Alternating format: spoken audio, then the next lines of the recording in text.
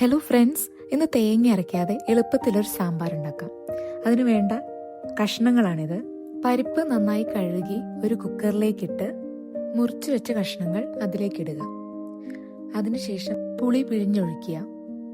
എന്നിട്ട് ആവശ്യമായിട്ടുള്ള പൊടികളെല്ലാം ചേർക്കാം. ആദ്യം സാമ്പാർ പൊടി മാത്രം ഇട്ടിട്ടല്ല ഞാൻ സാമ്പാർ ഉണ്ടാക്കുന്നത്. മറ്റുള്ള പൊടികളും കൂടെ ചേർക്കുന്നുണ്ട്. മഞ്ഞൾപ്പൊടി, മുളക് പൊടി, മല്ലിപ്പൊടി, പിന്നെ പ്രധാനപ്പെട്ട ഒരു കാര്യമാണ് കായം. അതൊരു 2 കഷ്ണം. ആവശ്യത്തിന് വെള്ളം ഒഴിച്ച് കുക്കർ അടച്ച് 2 വിസിൽ വരുന്നത് വരെ വെയിറ്റ് ചെയ്യാം. കഷ്ണങ്ങളൊക്കെ നന്നായിട്ട് വെന്തിട്ടുണ്ട്. ഇനി ഇതിലേക്ക് മുരിങ്ങാക്കായും വെണ്ടയ്ക്കയും ചേർക്കാം.